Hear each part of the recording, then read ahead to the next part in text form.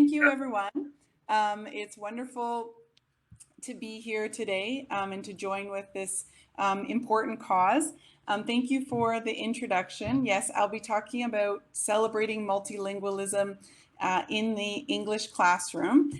And I just wanted to start by just giving you a little bit of context of how I came to this topic and why I know that it matters.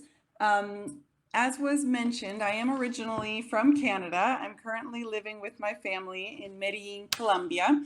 And I'm here doing my research for my PhD, which is from the University of Wisconsin-Madison. So a little bit of a mix, but you will see the Honduras flag proudly there because I started my journey with multilingualism actually in Honduras, where I worked for a long time. We lived there for about 10 years, and I worked there as a teacher and later a school administrator. And that's really where I started my journey about what it meant to be engaged in multilingual education. And both of my kids who you see there were also born in Honduras.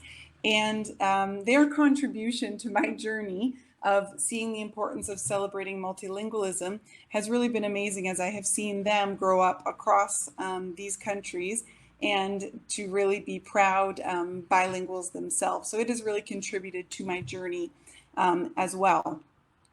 So why support multilingualism in the English classroom? I know when I began my journey as an English teacher, I was really very focused on English. I thought that that's really what mattered. I was working with students in Honduras at a bilingual school, but all of my students spoke Spanish as a home language.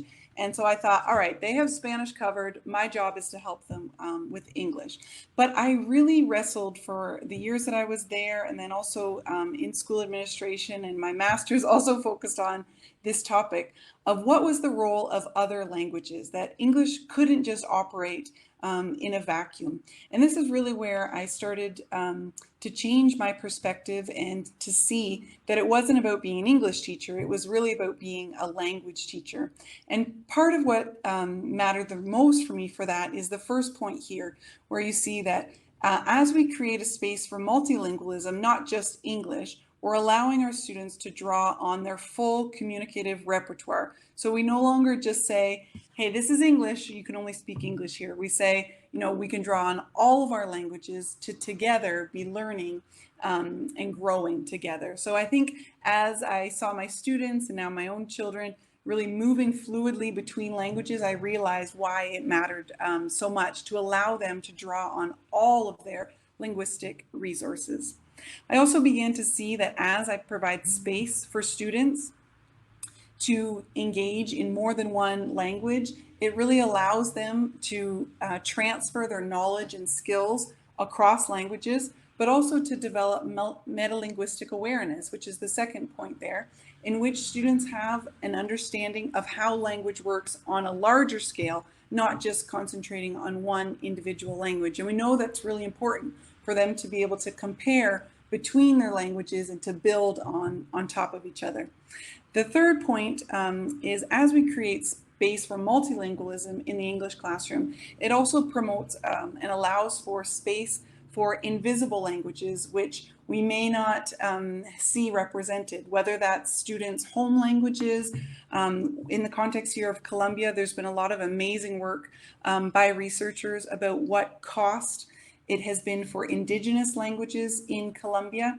The promotion of bilingualism, meaning here it has come to mean only English and Spanish, where we know that that is one form of bilingualism, but that multilingualism really encompasses so many forms of languages. So I think that by creating space for multilingualism, it really allows for some of those languages which are often pushed to the side as we focus so heavily on English.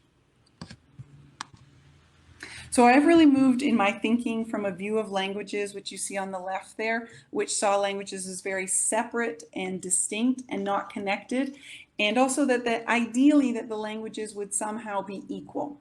And I've really moved to a view of languages as part of a communicative repertoire in which they build upon each other, they cross over each other, and they have very fluid boundaries and as we move back and forth as multilinguals, but that we also recognize that they're not even and they don't need to be even, that students develop proficiencies in different languages, in different contexts, depending on their needs. And that's something that we can support and can promote, this idea that you can develop languages differently depending on different contexts and how you're going to use them.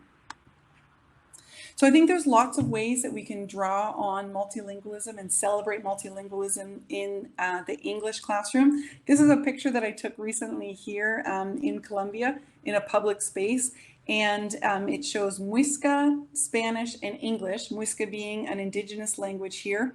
And I noticed as my kids began to look at this and engage and try to read the different languages and pronounce them, how they move very freely between Spanish and English in our conversation. And while they hadn't yet before been exposed to Muisca, they used their understanding of English and Spanish to try and pronounce those words. And we talked about some of the different meanings. So it was a really simple example of how we could recognize what other languages exist in a context and use those languages also to strengthen our understanding of other languages so we can build upon the languages together. This is a project that I've been involved in with Dr. Gail Prasad, who's now at York University in Canada and one of my PhD supervisors, in which we were working in a Spanish-English bilingual school in Wisconsin. I was going to say Honduras, in Wisconsin, of which there were other languages at the school, but really they hadn't yet been represented because there had been such a focus on English and Spanish. And there had been also such a divide between English and Spanish programs. So we worked with the teachers to introduce other languages, whether they were home languages, community languages, and students engaged in all kinds of activities, and then wrote a story and illustrated it, which you see on the right. And one of the things that we noticed is as students were introduced to other languages, they moved very freely between Spanish and English to make comparisons, to draw new understandings. And some of the teachers would say things like, oh, but we're supposed to be in Spanish class, or we're supposed to be in English class.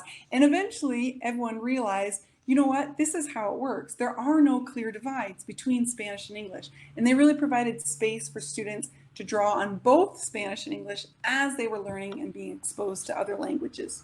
We also saw the students write their story in Spanish together and then translate it into English. And this was in a grade 1 classroom. And the students commented how this was the first time they had been able to do that. And it was to engage in translation. And it was really interesting to see how, again, by allowing Spanish in the English classroom, it really provided for opportunities to strengthen students' understanding of Spanish. And students would move back and forth and say, is that how you say it in English? Is that what we really mean? And would talk about it together. So by introducing other languages, it really broke down some of those boundaries between Spanish and English. Students then illustrated the books, and they were actually read the books, and we had other community members read them in the other language, and we recorded them, and they all were able to take a book home. It was a really amazing opportunity, and my PhD work here in Colombia kind of jumps off of this project in looking at how can we introduce other languages within school settings that typically have been Spanish or English. I'm going to finish there. So thank you for the opportunity to share. I just want to remind again, this is an older screenshot, so you can see I know that we have moved farther towards the goal, which is very exciting. But I just want to remind you again to donate, and I hope that this has been an opportunity to think about how we might be able to celebrate multilingualism in the English classroom. I'd love to hear from you and connect over whether that's email or Twitter, and so I'll leave my email and my Twitter handle there. And thank you again. I look forward to connecting with some of you soon.